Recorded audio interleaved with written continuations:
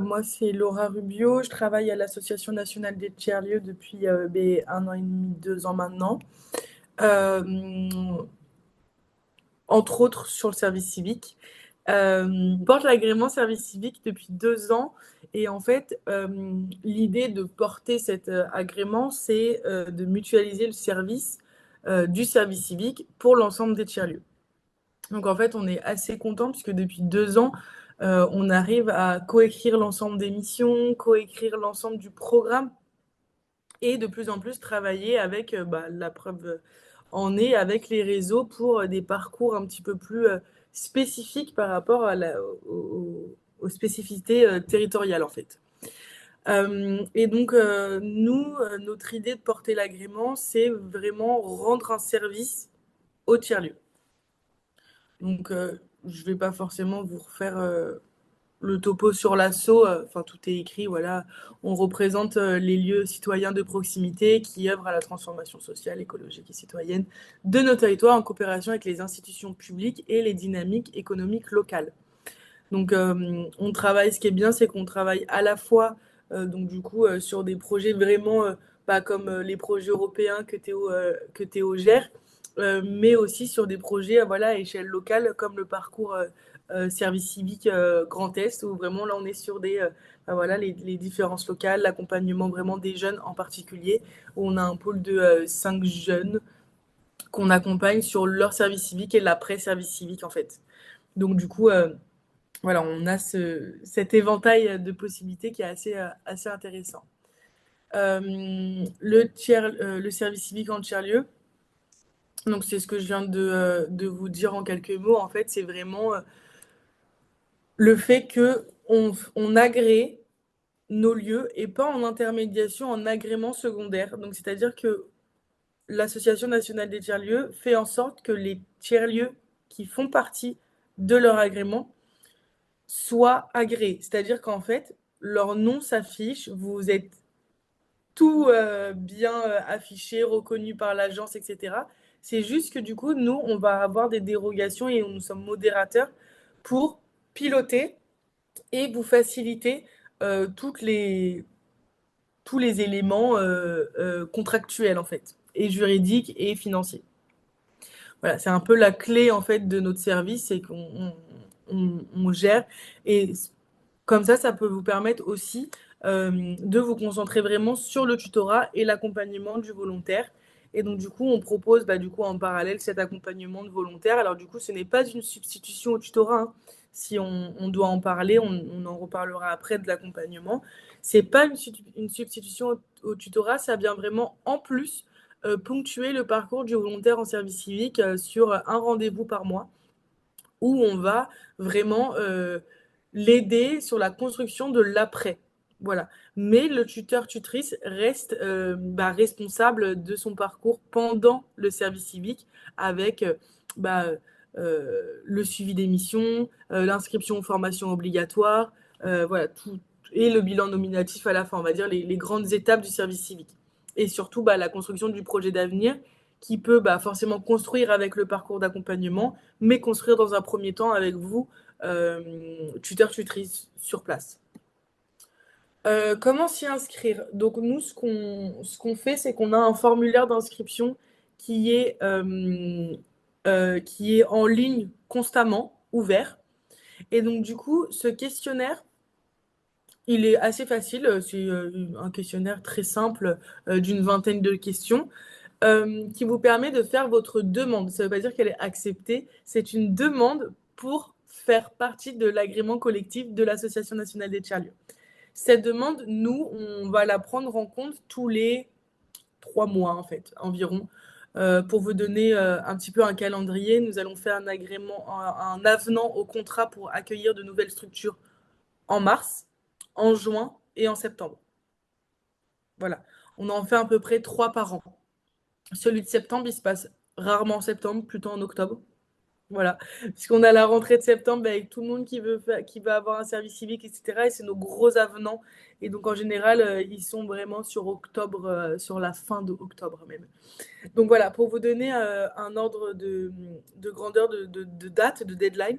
Et en plus, il faut prendre en compte que ce processus peut prendre 3 à 6 mois. Parce qu'en fait, si vous inscrivez en janvier, bah forcément, vous allez attendre mars pour faire partie de l'agrément.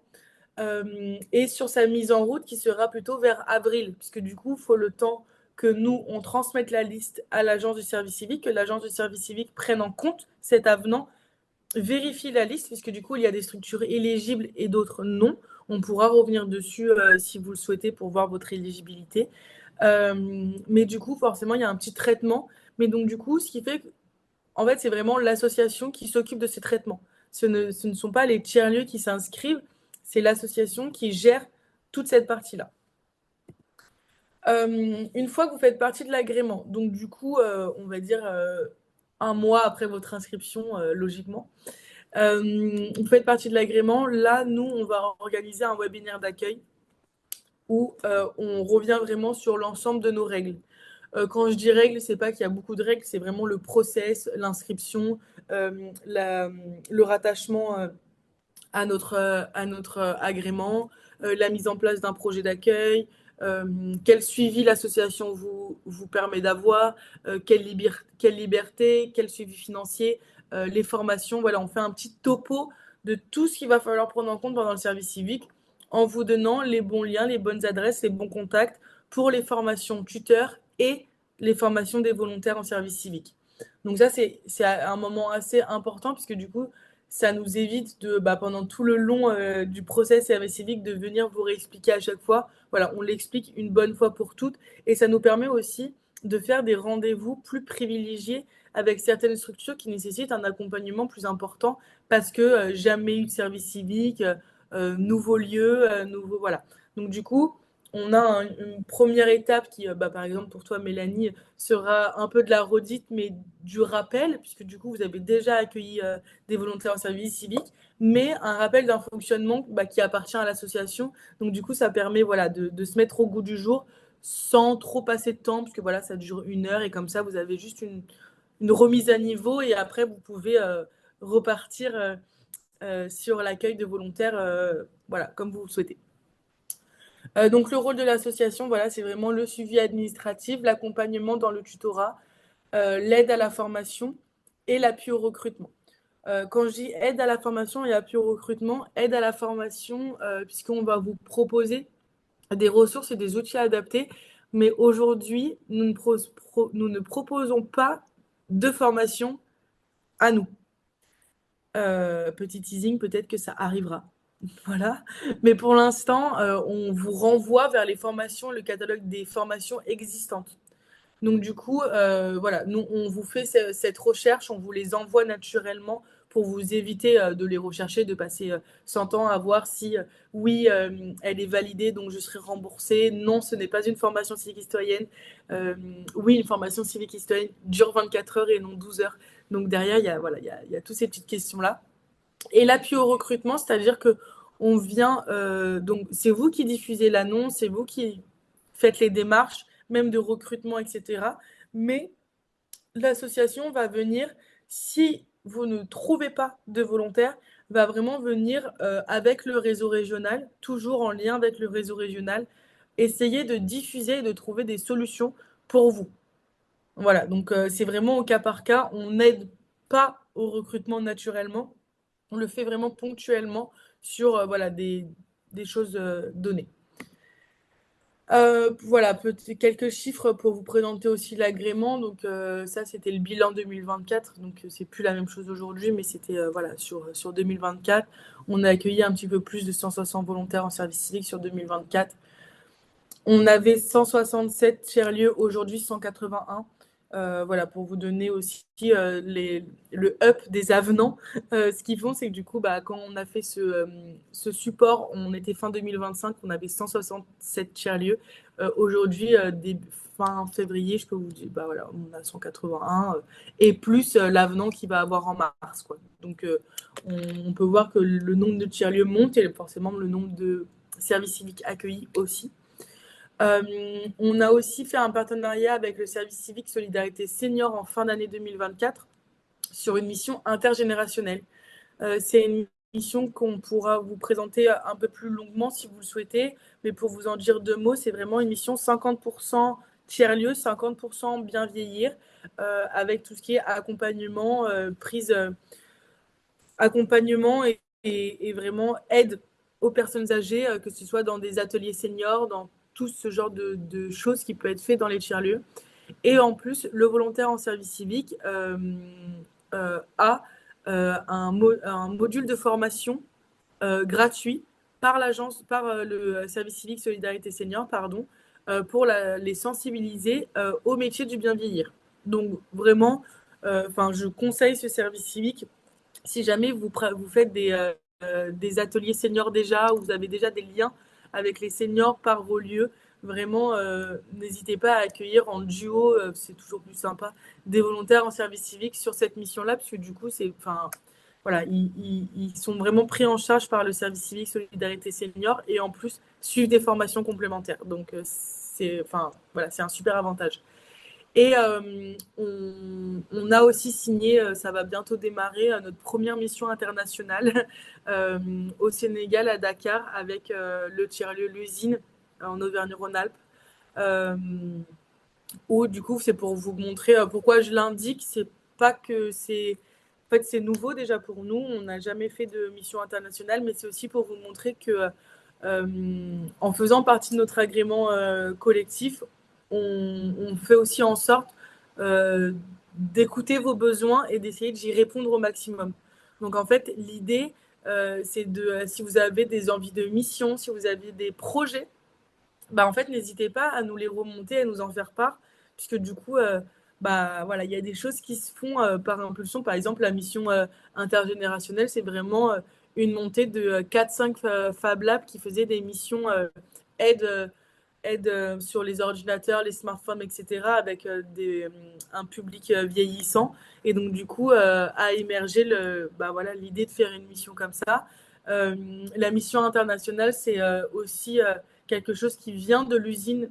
Donc voilà, c'est vraiment le tiers-lieu qui est venu vers nous pour savoir comment on pouvait, nous, en tant qu'Association nationale des tiers-lieux, les aider à concrétiser leurs projets. Voilà, n'hésitez pas si vous avez des questions. Vous avez l'adresse service.civique@tiers-lieu.fr. Sinon, la mienne, laura.rubio@tiers-lieu.fr. N'hésitez pas à m'écrire ou voilà, à prendre. On peut prendre un temps pour l'échange. Et si vous avez des questions, pareil, n'hésitez pas.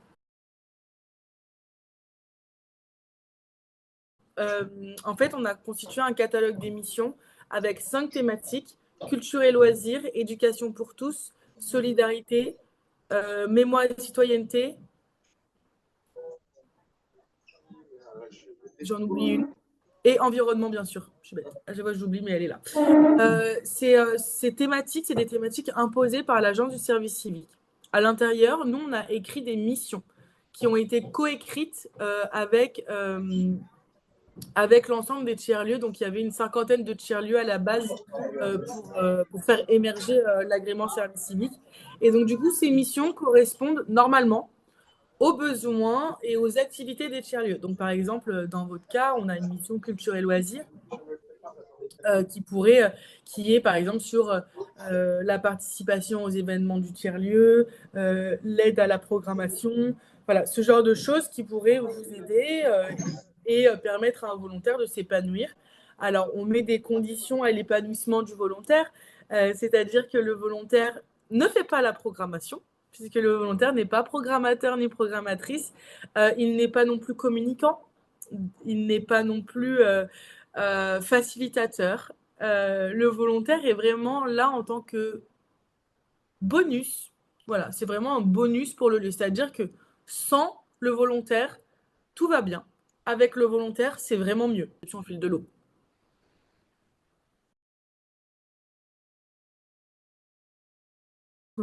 En fait, nous, on travaille, donc nous, par exemple, sur les tiers-lieux ruraux, ce qu'on fait, c'est qu'on les accompagne vraiment à la construction du projet d'accueil.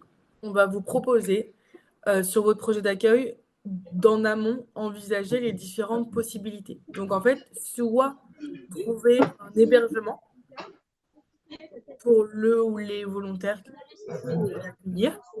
Et dans ces cas-là, proposer en fait, la prestation de subsistance que le tiers-lieu verse, il peut être versé en numéraire ou en nature. Donc en nature, ça compte transport, repas, hébergement. D'accord. Donc en fait, nous, ce qu'on va vous proposer dans votre cas, par exemple, si vous avez soit vous trouvez quelqu'un du territoire. Et dans ce cas-là, bah, il connaît, il a une voiture en général, ou un scoot ou quelque chose. Donc du coup, on a des solutions qui sont assez simples, puisque du coup, il y a un hébergement, quelque chose. Si ce n'est pas une personne du territoire qui répond à votre annonce, et là, on arrive sur des grands questionnements de je vais dormir où, comment je vais faire pour manger, comment je vais faire pour tout ça, nanana, ok. Donc, soit on trouve une solution d'hébergement avec un lieu partenaire, voilà, où on se dit, bah écoute, c'est un contrat de 24 heures, tu viens lundi, mardi, mercredi, du coup ça te fait 2 nuits, du coup peut-être pas, je sais pas, genre j'ai une chambre d'amis ou machin, ou je sais pas, genre, enfin voilà, on essaie de trouver un terrain d'entente, que ça convienne aux deux côtés, que personne ne se sente mal de cette situation. Donc on en parle et c'est là où l'association est aussi médiatrice de ce mouvement, parce que du coup on essaie vraiment de trouver les choses positives pour les deux parties. Soit, par exemple, ça peut être aussi une solution de repas. Par exemple, bah oui, du coup, c'est vrai que les transports sont loin, mais par contre, tous les midis, nous, on est en mode cantine collective. Donc, en fait, on a un petit pot commun où on met tous de l'argent. Toi, tu n'y participeras pas parce que du coup, c'est la structure qui mettra pour toi. Mais du coup, l'idée, c'est que du coup, tu repars avec ton repas du midi, ton repas du soir. Je sais pas, admettons. Et en fait, on va vraiment venir travailler sur une solution, un espèce de package d'accueil pour essayer de faciliter l'accueil de volontaires en service civique. Mais ça, c'est un vrai travail qu'on fait ensemble en amont sur l'écriture du projet d'accueil. Nous, on s'occupe de la partie contractuelle. Donc, en fait, quand on va faire le contrat, on va débloquer la part de l'État, donc qui est de 500 et des poussières. Donc, le jeune va recevoir tout de suite Directement. Ok. la part de l'État. Et la part du tiers-lieu, c'est vous qui la versez. Elle est de 114,85 € tous les mois. Le contrat fait foi. Il n'y a pas forcément de fiche de paye ou autre, puisque c'est une prestation de Oui, subsistance. c'est pas de la paye. C'est pas de la paye. Donc le contrat fait foi pour vos comptables redoutables. Euh, pour faire les exercices à la fin de l'année, voilà, c'est une question qui est assez courante. Le contrat fait foi, puisque du coup, sur le contrat, vous allez voir qu'il y a écrit la durée et la prestation. Donc en fait, voilà, en présentant le contrat, vous avez la solution liée à ces 114 € sortis pendant 6 mois. Et donc du coup, voilà, ça se passe comme ça. Sur le côté financier, pour vous donner aussi vraiment l'ensemble des informations, l'Association nationale des tiers-lieux, en tant que porteur de l'agrément collectif, nous recevons les indemnités tuteurs. Les indemnités tuteurs, c'est 100 € par mois par volontaire. Donc en fait, en tant que structure porteur, on reçoit les 100 € et à la fin du service civique, si vous êtes une association,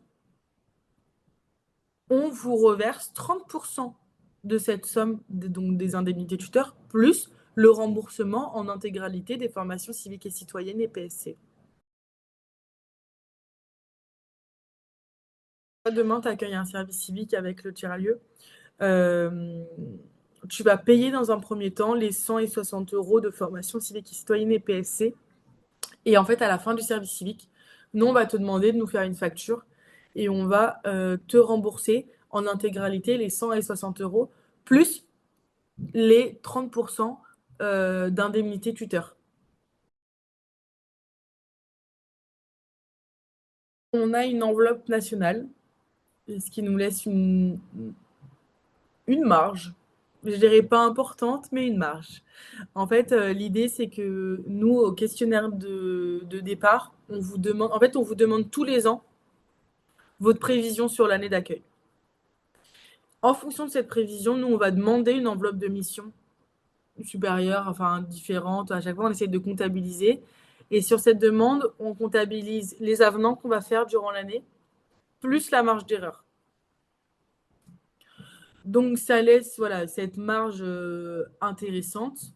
Après, par exemple, s'il y a des tiers-lieux qui nous disent oui, enfin, qui nous disent en fin d'année, moi, je prendrai 2 services civiques de 6 mois et qui se retrouvent avec 4 services civiques de 6 mois ou de 8 mois, mais en fait, ils en ont pas 4. Enfin, non, enfin, ça se passe pas. Parce qu'en fait, non, mais c'est une enveloppe collective, donc du coup, on essaye de aussi bah, dire, bah, si toi, t'en prends 4, ça veut dire que quelqu'un d'autre n'en aura pas 2. Donc, on essaye d'équilibrer aussi les demandes. Alors, du coup, il n'y a pas de restriction de poste, puisque du coup, jusqu'à, enfin, il n'y a aucun lieu qui a demandé un service civique qui se l'est vu refuser avec notre agrément. Mais on demande de respecter son enveloppe de départ. C'est-à-dire que si on demande 2-2-6 et qu'on fait 1-2-12, bah c'est OK. Mais si on te demande 2-2-6 et qu'on fait 3-2-8, il y a litige. Voilà, donc on essaye de faire attention juste à l'enveloppe de départ pour permettre à tout le monde de bénéficier correctement de cette enveloppe de mission. Bah, je vous laisse aller vraiment sur la page que Priscilla a envoyée, tiers-lieu.fr-service civique. Il y a toutes les informations dessus. On a essayé d'être vraiment exhaustif, avoir une page internet un peu vitrine, mais à la fois avec toutes les informations. À la fin de cette page, vous avez une FAQ qui regroupe, on va dire, les premières questions qu'on pourrait se poser avec les structures. Enfin voilà, on a essayé de recouper aussi beaucoup de questions qu'on nous posait en temps d'échange premier. On a le catalogue d'émissions, on a le rapport d'activité 2023. Si vous voulez aussi vous y jeter un œil pour voir aussi comment ça se détaille. Et après, vous avez mon adresse mail en bas de la page. Vraiment, n'hésitez pas. Euh, on essaye, enfin, j'essaye vraiment de prendre un temps avec chacun, chacune pour avoir vraiment une définition personnalisée du service civique et de l'accueil.